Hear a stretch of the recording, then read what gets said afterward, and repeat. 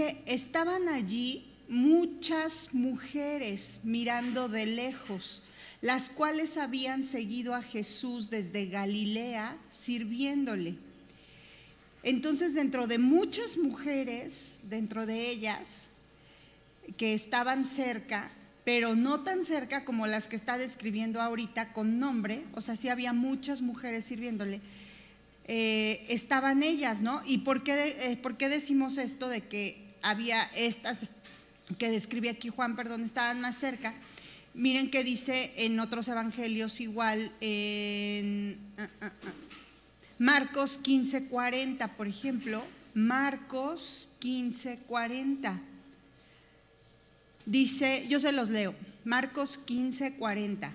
También había algunas mujeres mirando de lejos, lo que acabamos de leer en Mateo, entre las cuales, dice también, estaban María Magdalena, María la madre de Jacobo el menor, de José, como dice, entre las cuales, ¿no?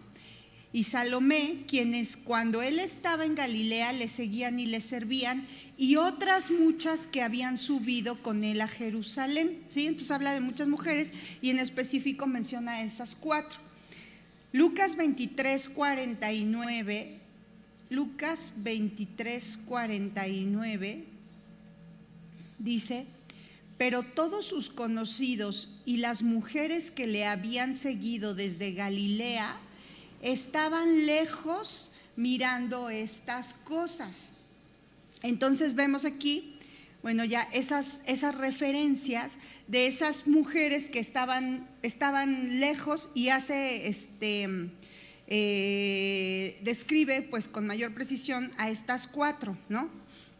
Entonces esas estaban más cerca de la cruz, y Juan las relata, ¿no? A esas 4, pero esa lista de esas 4, lo que le decía yo en la clase anterior, es que hay algunas, digámoslo así, como diferencias entre los nombres, entre los otros evangelios, que también lo describen Mateo y Marcos. Miren, les voy a dar las referencias. Mateo, y lo acabamos de leer, en Mateo es Mateo 27:56, el que acabamos de leer, Mateo 27:55 y 56, ¿no? Mateo 27, déjenme buscarlo porque… Entonces, en el 50 dice, estaban allí muchas mujeres mirando de lejos, las cuales habían seguido a Jesús desde Galilea sirviéndole. Y en el 56 dice, entre las cuales estaban María Magdalena, María la madre de Jacobo y José, y la madre de los hijos de Zebedeo. Entonces, María Magdalena, María la madre de Jacobo y José, la madre de los hijos de Zebedeo. Y luego Marcos 15:40, dice, también había algunas mujeres mirando de lejos, entre las cuales estaban igual María Magdalena, María la madre de Jacobo el menor y de José, la madre de Jacobo el menor y de José, y Salomé, quienes cuando él estaba en Galilea le seguían y le servían, y otras muchas que habían subido con él a Jerusalén. Entonces aquí ya vemos, María Magdalena sí coincide, María la madre de Jacobo y José también.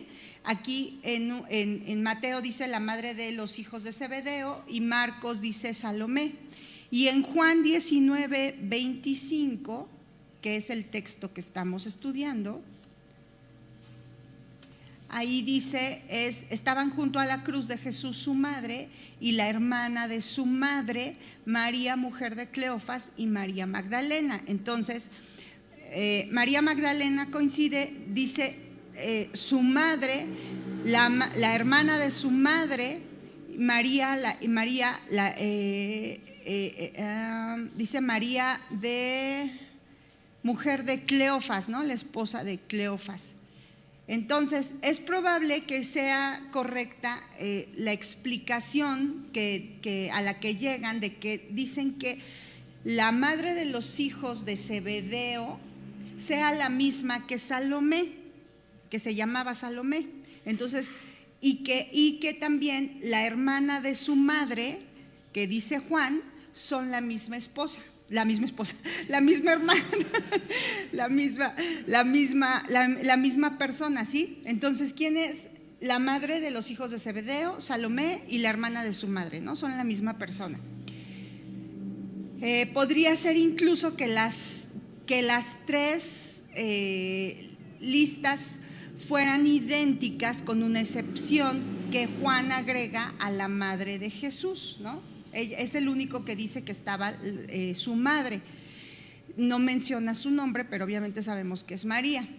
Y si eso fuera así, entonces puede ser esta lo que concuerda, ¿no? Es la madre de Jesús. María, la madre de Jesús, también tiene un hijo, se llama Jacob, ¿no es ahí por eso no la mencionan como madre? Puede ser también, porque dice María, la madre de Jacobo. Aquí a lo que han llegado es que puede ser que sea la madre de Jesús y su hermana, o sea que quien según Marcos era Salomé, la madre de Jacobo y que también era la madre de Juan, ¿no? O sea que venía siendo su tía del Señor, o sea puede ser que sea la misma. María, es que todas se llamaban Marías. María, la esposa de Cleofas, ella podría ser entonces la madre de Jacobo el menor y de José. Y la que sí concuerda es María Magdalena, ¿no? Bueno, y esta María Magdalena, o sea, bueno, nada se puede probar de quiénes son exactamente, o sea, y tomando esos cuatro,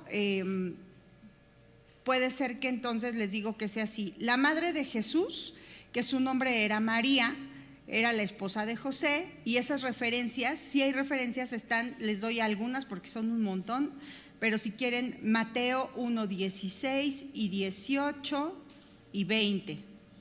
Mateo 1, 16, 18 y 20. Mateo 2, 11.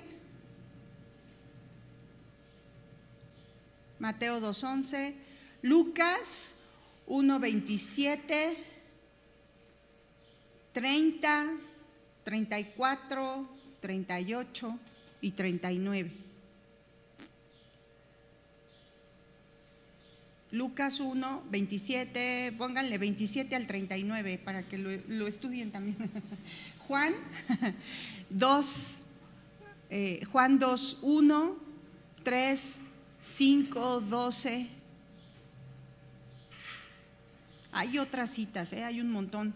Hechos 1:14, Hechos 1:14, de la madre de Jesús y que su nombre era María. Ahora, de Salomé está en lo que acabamos de leer, Mateo 27:56. Mateo 27:56, Marcos 15:40, Marcos 15:40, 16:1,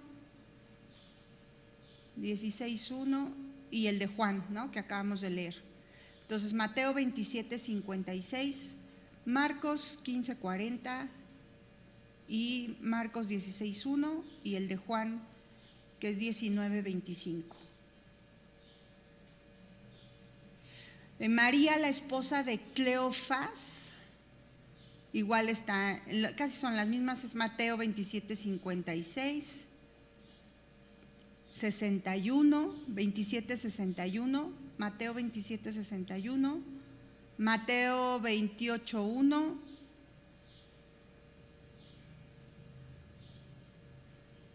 Marcos 15:40 y 47, Lucas 24:10, Lucas 24:10 y el que estamos estudiando, que es Juan 19:25. Y María Magdalena, igual las mismas, Mateo 27:56, 61, Marcos igual 15:40, 47, Lucas 8:2, Lucas 8:2, 24:10. En el Evangelio de Juan, el que estamos estudiando, Juan 19:25. También está en Juan 20:1 y 2. Y del 11 al 18. Juan 20:1 y 2 y del 11 al 18.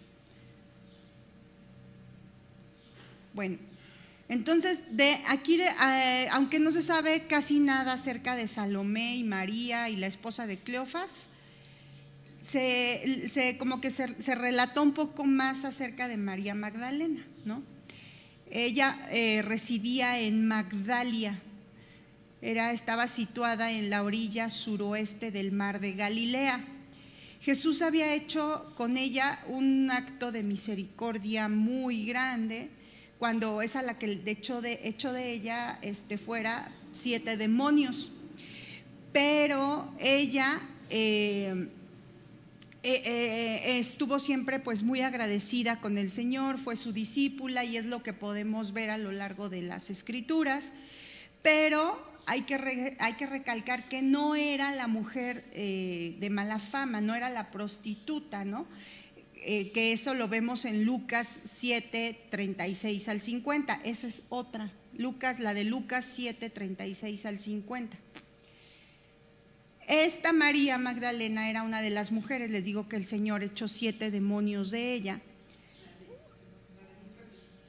La otra era Lucas 7, 36 al 50. Ajá. Esta María, entonces, una vez convertida en discípula del Señor, lo ayudaba en el ministerio, entregándole algo de sus bienes. Y pues por eso es que nos sorprende el verla junto a la cruz, junto al sepulcro cuando el Señor fue sepultado, junto con María, la esposa de Cleofas, y también al tercer día cuando el Señor resucitó, junto con María y junto con Salomé. Se puede entonces encontrar más información de ella en Juan 20. Juan 20, les digo que 1, 2 y 11 al 18. Juan 20 del 11 al 18.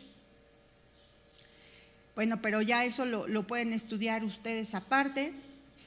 Y aquí pues no podemos dejar de lado el amor, ¿no?, que tenían estas mujeres, y pues es evidente cómo está en todo momento por el Señor.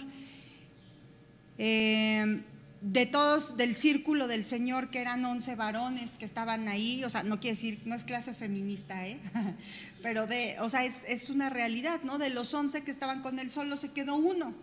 Juan estuvo en la cruz ahí al lado de él, ¿no? Y como dice, lo relata, no sé por qué, pero dice que muchas mujeres estaban ahí, y aparte hace referencia a esas 4, ¿no?, que estaban como más cerca, y dice que le servían y no lo dejaron, estaban ahí. Y bueno, quien estuvo con él de varones pues fue el apóstol Juan, pero sí hubo varias mujeres. Entonces, sigamos, 26. Dice: cuando vio Jesús a su madre y al discípulo a quien él amaba, que estaba presente, dijo a su madre: mujer, he ahí tu hijo. Después dijo al discípulo: he ahí tu madre. Y desde aquella hora el discípulo la recibió en su casa.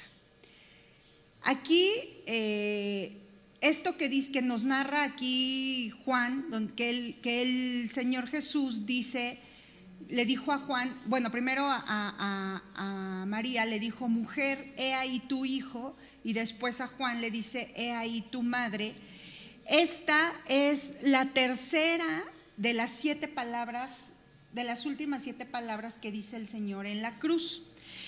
Entonces Juan solamente refiere esta, y más adelante lo vamos a ver, también dice: tengo sed, y también dice: consumado es. Pero no, vamos a complementarlo con los otros evangelios, ¿no?, para que veamos esas 7 palabras, que son los últimos momentos del Señor Jesús en la cruz, que nos narran los evangelios. Entonces, esas 7 palabras podemos verlas en varios momentos. Los historiadores lo narran como desde las 9 de la mañana hasta el mediodía. Ahí vamos a ver la primera que dice: Padre, perdónalos porque no saben lo que están haciendo. La primera. Ahorita profundizamos un poquito más en cada una, nada más les voy a decir, ¿no? Luego, la segunda, voy para allá. De cierto te digo, hoy estarás conmigo en el paraíso. Eso se lo dice al ladrón que estaba crucificado al lado de él. Esa es la segunda. Les digo que esto fue como de las 9 al mediodía. ¿Sí? La tercera,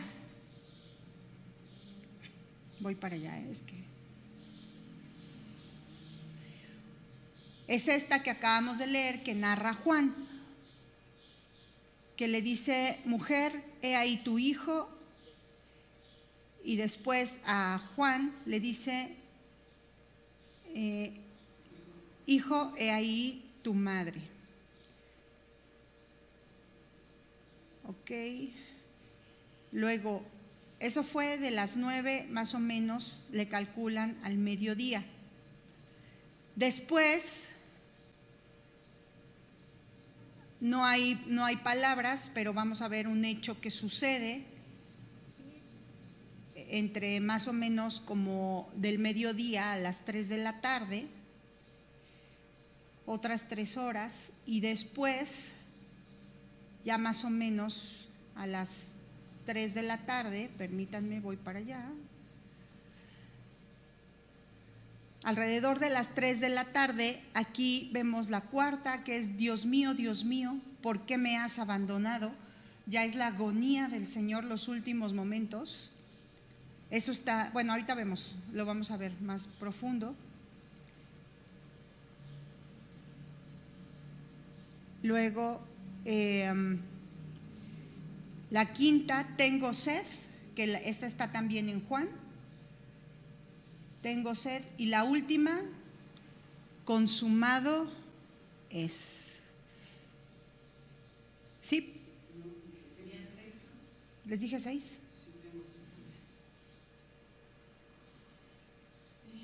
Ah, sí, perdón. Y la 7, me faltó. Padre, pero esa no está en Juan. Padre, en tus manos encomiendo mi espíritu.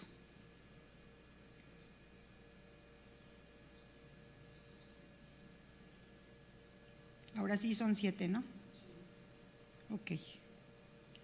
Bueno.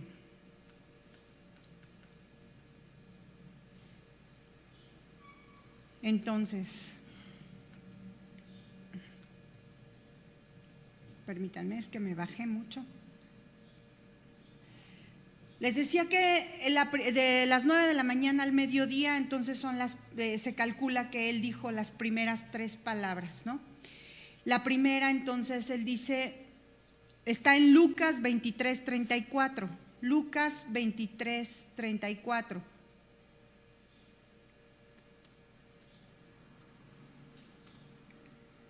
Dice así: y Jesús decía: Padre, perdónalos, porque no saben lo que hacen. Y repartieron entre sí sus vestidos, echando suertes. Entonces Lucas da detalles muy interesantes que no dicen los otros evangelios, ¿no? Les decía que se complementan. Fue el primero de los 7 palabras o dichos que dijo el Señor Jesús ya en la cruz. Esto parece como que el Señor Jesús está orando al Padre. ¿Por quién? Por los soldados, por los que lo clavaron, por el pueblo. Esta expresión, no saben lo que hacen, pues también se podría aplicar a los judíos que habían tramado su muerte. También pueden decir que podría ser también hacia Pilato, ¿no? Pero dicen que parece ser como que era más específicamente en ese momento a los soldados que lo estaban clavando, ¿no? Pero podemos ver cómo el Señor Jesús pues incluso con Pilato no fue, o sea, fue siempre misericordioso, ¿no? O sea, trató pues de darle un testimonio, pero nunca pudo ver realmente Pilato. Esta oración va totalmente de acuerdo con el carácter de Cristo, con su amor infinito, con su espíritu perdonador.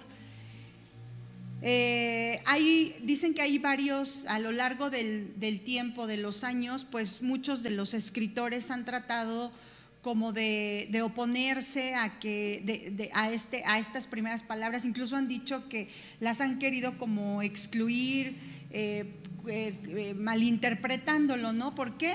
Por su razonamiento carnal, digamos, humano, en pecado, que no comprende el carácter de Cristo, su amor, su perdón, ¿no? Su espíritu perdonador, y ellos, su razonamiento de algunos es porque dicen, no, pues es que los que lo mataron eran réprobos, ¿no? Estaban reprobados, no merecían el perdón, ¿no? Pero Dios en ningún sentido, dicen, pues ellos, o sea, no puede bendecir Dios, no puede haber bendición para ellos, o sea, no puede ser, no lo logran comprender.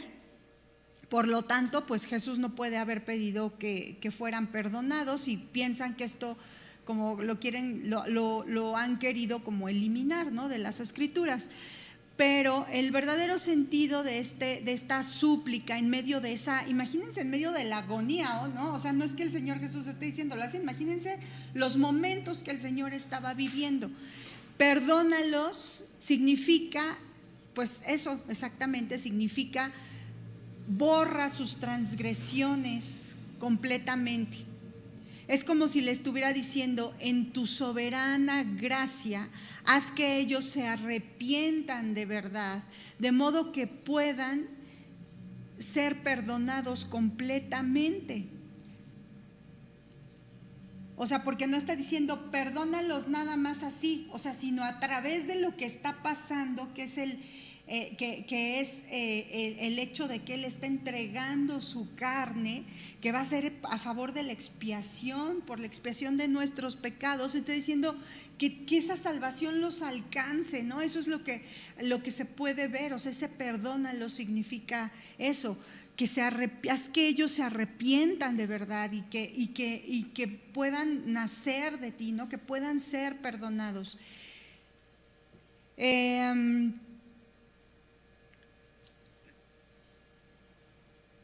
Fíjense cómo dice en el Juan 10, como una referencia en Juan 17:3, dice, y esta es la vida eterna, que te conozcan a ti, el único Dios verdadero, y a Jesucristo, a quien has enviado, ¿no?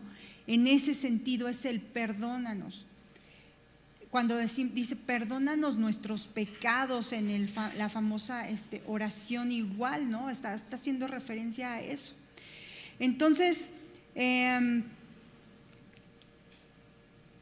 el Señor Jesús vino a eso, y eso es por lo que se entiende que Él está diciendo perdónalos.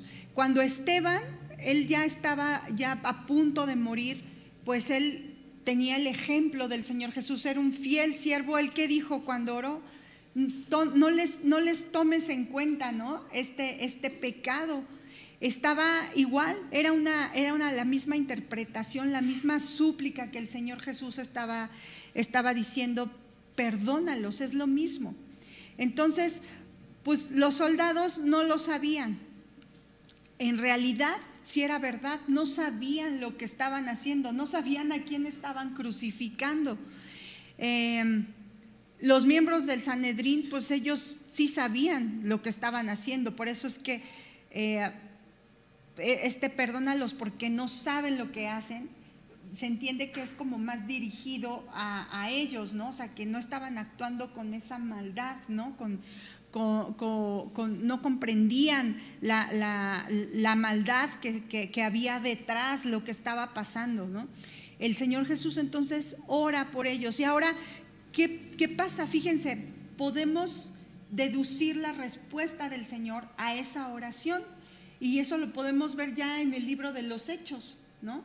Dice, si el Padre escuchó la oración y la respondió, parte de esa respuesta, les digo que bien podría ser que uno, dicen, por ejemplo, pues decía que la caída de Jerusalén no fue inmediatamente después, sino hubo como un periodo de 40 años donde estaba la difusión del Evangelio, y no solo eso, sino también pues muchos fueron realmente eso, ¿no?, llevados hacia el Señor para que se arrepintieran. En el día del Pentecostés, dice Hechos 2:31, ahorita lo vemos, vamos a Hechos 2:31.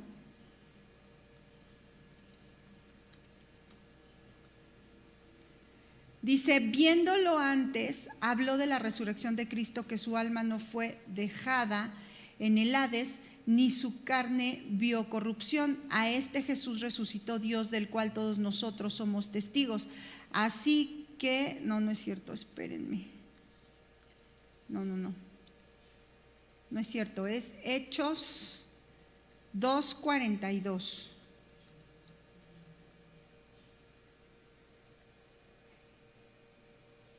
No es cierto. Bueno, ahí podemos ver, espérenme, es que ahí podemos ver cómo, en esa cita que les acabo de dar, podemos ver cómo el resultado de que había muchos convertidos, pero lo que quiero buscarles es uno donde está justamente el número. Es que como, ya sé, en Hechos 4:4. Hechos 4:4. Pero muchos de los que habían oído la palabra creyeron, y el número de los varones era como 5,000. Entonces eran miles, eran como 5,000. Otra cita también, en Hechos 6:7. Hechos 6:7 dice, y crecía la palabra del Señor, y el número de los discípulos se multiplicaba grandemente en Jerusalén. También muchos de los sacerdotes obedecían a la fe. Entonces, no solamente el pueblo, sino muchas familias, incluso sacerdotes, se habían convertido a él, ¿no? Esto, Hechos 4:4, Hechos 6:7. Al ofrecer esta oración, el Señor Jesús también estaba cumpliéndose una profecía que está en Isaías 53, donde dice que, eso ya lo hemos leído, que él llevó el pecado de muchos, ¿no? Él es el que hizo esa intercesión por los transgresores. Miren qué dice Lucas 22:37. Lucas 22:37. Yo se los leo. Dice, porque os digo que es necesario que se cumpla todavía en mí aquello que está escrito y que fue contado con los inicuos, para que lo que está escrito de mí, porque lo que está escrito de mí tiene cumplimiento. Tiene cumplimiento, el cumplimiento que estaba profetizado en Isaías 53. Entonces, el Señor Jesús hace esta oración de intercesión ahí en la cruz. Esta es la primera de las 7 frases que el Señor Jesús refiere cuando ya está ahí siendo en sus últimas horas, ¿no? Después la siguiente frase, cuando dice, de cierto te digo, o sea, de cierto, esto es muy importante, te digo, hoy estarás conmigo en el paraíso. Vamos a Lucas 23:43. Vamos hermanos, a ver si terminamos esto. Lucas 23:43. Yo se los leo, ¿sí? Dice, y uno de los malhechores que estaban colgados, recuerden eso, ya lo vimos la clase anterior, él estaba en medio, los 2 malhechores al lado. Uno de ellos le injuriaba diciendo, si tú eres el Cristo, sálvate a ti mismo y a nosotros. Respondiendo el otro, le reprendió diciendo, ¿ni aún temes tú a Dios estando en la misma condenación? Nosotros a la verdad justamente padecemos porque recibimos lo que merecieron nuestros hechos, mas ningún mal hizo. Y dijo a Jesús: acuérdate de mí cuando vengas en tu reino. Entonces Jesús le dijo: de cierto te digo que hoy estarás conmigo en el paraíso. Fíjense, aquí vemos el Señor Jesús primero, antes le está rogando al Padre por misericordia, ahí clavado ya, o sea, como hombre, porque era Jesús en hombre,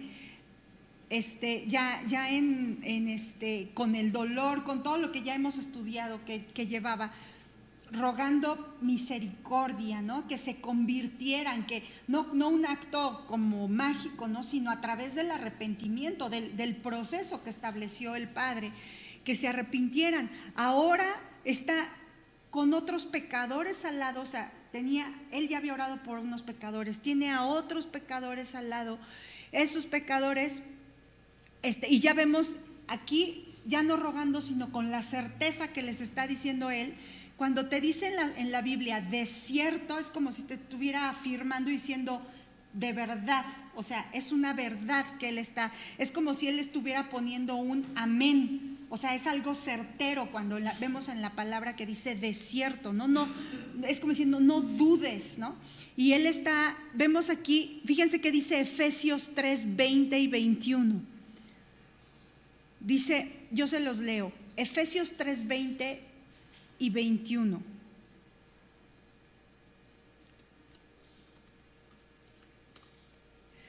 Y aquel que es poderoso para hacer todas las cosas, mucho más abundantemente de lo que pedimos o entendemos, según el poder que actúa en nosotros, a Él sea la gloria en la iglesia de Cristo Jesús, en la iglesia en Cristo Jesús por todas las edades, por los siglos de los siglos.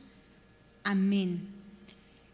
A Él que es poderoso para hacer, dice, mucho más abundantemente, infinitamente, más de lo que pedimos o de lo que podemos imaginar conforme al poder que actúa en nosotros, ¿no? Entonces, él les decía como su amén cuando dice de cierto. Es mucho más de lo que el ladrón había pedido. ¿Qué es lo que le estaba diciendo el ladrón? Acuérdate, o simplemente acuérdate de mí cuando estés allá, ¿no? Y el Señor le dice más, ¿no? Él le dice, hoy mismo, le dice, fíjense, primero, a quien son dichas estas palabras, al ladrón, un ladrón arrepentido, un ladrón que lo está reconociendo, ¿no? Aun cuando Cristo se hallaba ahora bajo esos tormentos físicos, estaba ya próximo a su muerte, pues todavía tuvo una palabra de más consuelo para otro moribundo que estaba ahí al lado de él, arrepentido. Él también estaba ya moribundo, el otro, ¿no? Nos muestra entonces, por más grande que sea el pecado, o sea, no es el tamaño del pecado, ¿no? Es el hecho del arrepentimiento sincero, el reconocimiento de Cristo como el Señor. Por medio de Jesucristo, entonces hay completo perdón para cualquier pecador. Después, en segundo, ¿quién dice esas palabras? El Salvador del mundo, el único mediador entre Dios y los hombres, Jesucristo hombre, gloria a Dios. Con esta frase entonces él declaró Jesús el verdadero propósito y significado de sus sufrimientos. Le está diciendo, ¿no? Si se dan cuenta, está diciendo, a través de mí, de lo que yo estoy haciendo, tú hoy mismo vas a estar conmigo, ¿no? Para que alcanzáramos vida eterna. Entonces, por esas palabras podemos entender, ahí estaba dándonos a entender que Jesucristo murió para abrir ese nuevo camino, ¿no? hacia el Padre, para los creyentes, los que se arrepienten. Entonces, él le da una respuesta mucho más más grande de lo que siquiera él hubiera podido pedir, mucho más abundante de lo que él puede hacer todo, mucho más abundantemente de lo que pedimos o entendemos. Entonces él había pedido solo esa bendición para un remoto tiempo futuro, y esa promesa que el Señor Jesús le dice hoy, él había pedido que se acordara de él, y eso fue lo que él le pidió, pero el Señor Jesús le dice con seguridad: no solamente te voy a recordar, sino vas a estar conmigo en mi presencia, ¿no? ¿Conmigo dónde? Ajá. No en alguna región mística, ¿no? De fantasmas o algo así, ni tampoco lo que dicen las otras religiones, ¿no? Como en un purgatorio ni nada, ¿no? En el paraíso. ¿Qué quiere decir el paraíso? El cielo. Es tan sencillo como eso, ¿no? Fíjense cómo dice un comentarista, Matthew Henry, dice: en 4 palabras el Señor condensa esto: la mayor dicha posible. Cuando hoy dice: qué prontitud, estarás, qué seguridad, conmigo, qué compañía, en el paraíso, qué felicidad, ¿no? Eso dice este comentarista. Bueno, y esa fue la segunda palabra.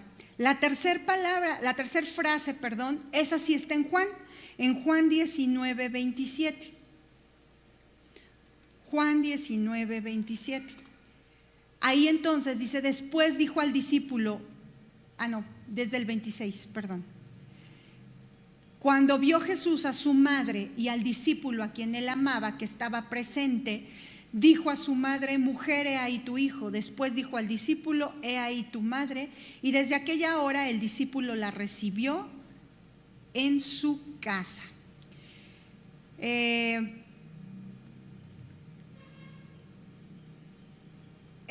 Seguramente para el Señor Jesús en carne, como hombre, pues resultaba doloroso ver el sufrimiento también de su madre, ¿no? En carne, y el sufrimiento que ella tenía, ¿no? Y lo que estaba sufriendo en ese momento por él. Y él vio a Juan también, al apóstol, ahí con ella. Aquí vemos que esta oración se podría parafrasear así: entonces, cuando Jesús vio a su madre y cuando vio al discípulo al que él amaba junto a ella, dijo a su madre, ¿no? Entendemos que nadie en la carne pudo haber comprendido así mejor a Juan en ese aspecto, al Señor Jesús, que Juan, ¿no? Él era el discípulo que el Señor Jesús amaba. El amor del Señor por él, pues obviamente también despertaba el amor de Juan hacia el Señor. Por ello, aquí lo vemos en la cruz, que el Señor Jesús entonces, al notar la presencia de él, le dice a su madre: mujer, he ahí tu hijo. Y le dijo, dicen que es muy bueno que el Señor Jesús le haya dicho mujer y no madre, ¿no? Porque aquí ya el Señor ya había terminado el propósito de ella aquí, que fue que viniera, ¿no? Nada más ese vehículo para que él naciera. Ya estaba el Señor Jesús a punto de morir, pero ya era el Salvador, ¿no? Ya no la reconoció como madre, ¿no? Sino ya era su sierva. Pero que él todavía tenía cuidado de ella, ¿no? Como hijo aquí en la tierra. Aquí en la cruz, al igual, entonces, como lo vemos en las bodas de Caná también, ya como le dice también mujer, ¿no? Fue muy bueno de parte del Señor Jesús, pues, que subrayara esto, ¿no? Mujer, más que como un simple hijo, ¿no? ¿Por qué? Porque María entonces ya iba a tener que comenzar a ver al Señor Jesús como su Señor, no tanto ya como el hijo que estaba muriendo, ¿no? En la carne, sino como el Señor. Incluso el sufrimiento de ella como Señor sería pues diferente.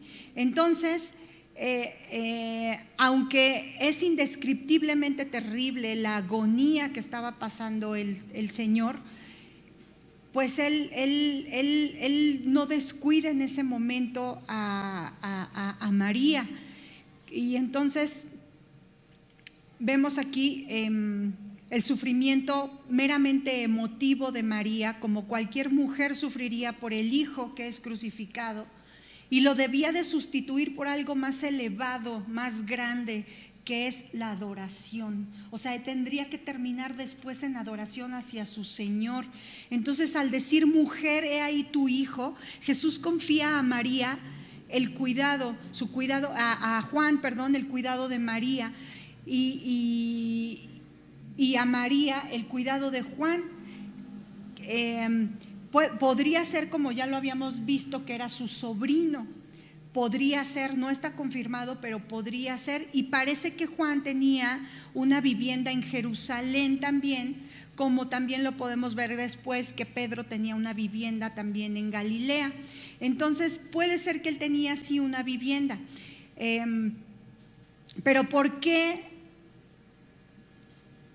no se confió a María el cuidado de María a alguno de sus otros hijos? Porque no era solamente Jesús. La respuesta que puede ser, por si alguien se lo ha preguntado, ¿por qué a Juan y por qué no a sus hermanos? Si alguien se lo ha preguntado, lo que pueden como argumentar o deducir los escritores es que pues se intuye por los textos que no eran convertidos sus hermanos. Todavía no se habían convertido, sino hasta después. Y además, pues era Jesús el discípulo a quien él amaba, ¿no?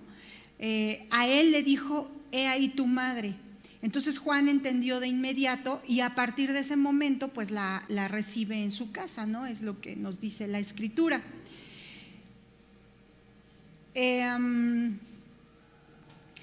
Entonces, pues esto no hay más que decir acerca de esto, más que no se puede argumentar otra cosa más que eso. Es ese amor también, pues aún de hijo hacia la madre, esa preocupación del Salvador por uno de los suyos, ¿no? Más allá de la preocupación de un simple hijo por la madre, ¿no? Estas son pues solo lo que se puede enfatizar, comentar de esta frase. Y bueno, vamos a dejarlo hasta aquí. Esas son las 3 primeras frases. Después, eso es como de las 9 a las 12. Después de las 12, del mediodía hasta las 3 de la tarde, no hay palabras.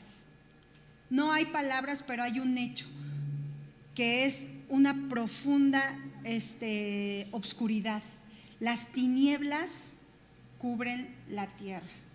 No hay palabras y hay solamente oscuridad. Y vamos a ver eso también, si Dios lo permite, en la siguiente enseñanza. ¿Qué quieren decir esas tinieblas? ¿Sí? Bueno, hermanos, de las 12 a las 3 aproximadamente. Bueno, si Dios lo permite, entonces nos vemos la siguiente clase y que Dios siga obrando en nuestras vidas, que nos siga hablando y guiando al arrepentimiento y a una vida que lo glorifique, que exalte su nombre. Gracias, hermanos. Dios les bendiga.